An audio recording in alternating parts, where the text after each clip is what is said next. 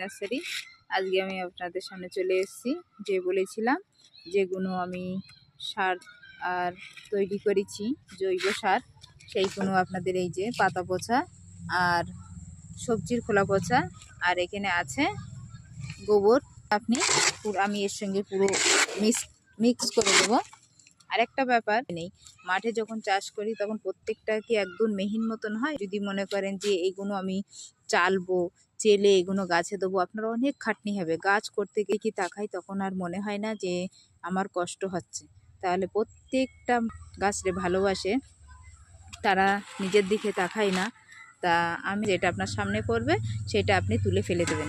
তার একটা ব্যাপার কথা বলছি, এইগুলো আপনার চালার কোনো, আমার তো গাছ দেখেছেন যে দেখেন মূলো শাক সব গাছেই, যদি দেখতে না হতো তাহলে আপনাদেরকে বলতাম না কেন। যারা এইগুলো আপনারা প্রত্যেকটা যদি এখন চেলে করতে চান, কারুর মাজায় ব্যথা, হাড়ে ব্যথা, অনেক সমস্যা, তা আপনি এইগুলো সব থেকে প্রয়োজন এইভাবে আপনি গাছে দিয়ে দেবেন।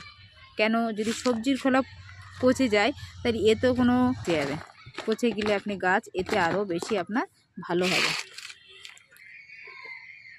এই দেখেন আমি এইভাবে দিয়ে দিচ্ছি। এই পানিতেই সব কটাই নরম করে ফেলবে। নরম করে ফেললে তখন গাছগুলো অটকেল আছে সেগুলো আপনি ফেলে দিতে পারেন। দেখেন এই খোলা আছে একটা, এরমভাবে যখন হাতে পড়বে সে আপনি এইভাবে দেবেন। আপনার চালার কোনো দরকার নেই। যদি চাল না, এই দেখেন আমি কোনো গাছে আমি চালি না, আমি চেলে দেখেছি ভীষণ খাটনি, আর ওতেও প্রত্যেকটা চালি না। এইভাবে আপনি দানা দিয়ে দেবেন, দানা আপনার হামেশাই পুরো রেডি হয়ে যাবে। তা দেখেন আমি আজকে কি কি গাছে এই সারগুলো দেবো। এই যে এইগুলো, এটা বেলচা থাকে এরকম, নিয়ে নেবেন, খুব সুবিধা হবে। এইগুলো নিয়ে নিচ্ছি।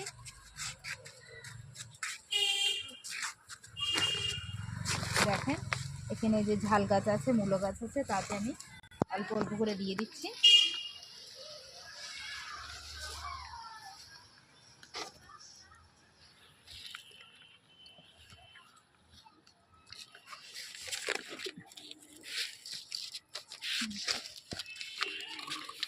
লেবু গাছটায়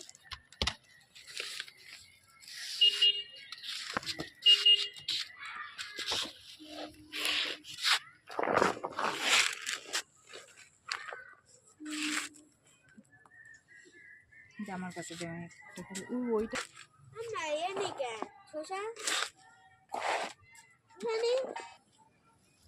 আমার গা না দেখে। এই দেখেন এই একটা বেডে আমি দিয়ে প্রস্তুত করছি। এতে আমি গাজর দেবো।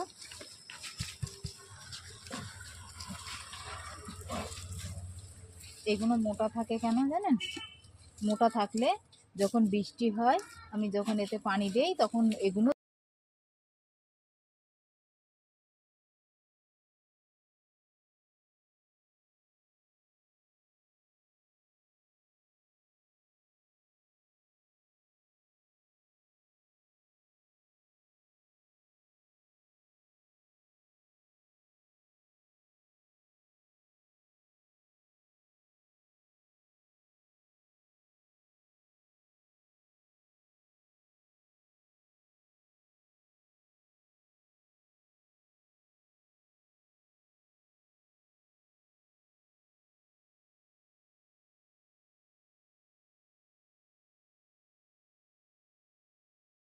হীন হবে, গুঁড়ো মতন হবে। পানি দিলে সাইডে, টেরেস সাইডে সব বার হয়ে যাবে। ওই জন্যে আমি এইভাবে মোটা রাখি।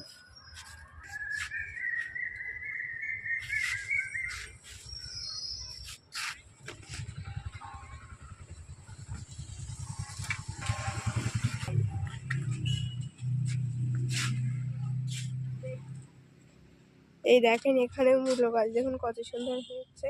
এই সেই ফুল গাছগুলো দেখুন কত সুন্দর ফুল হয়েছে। দেখেন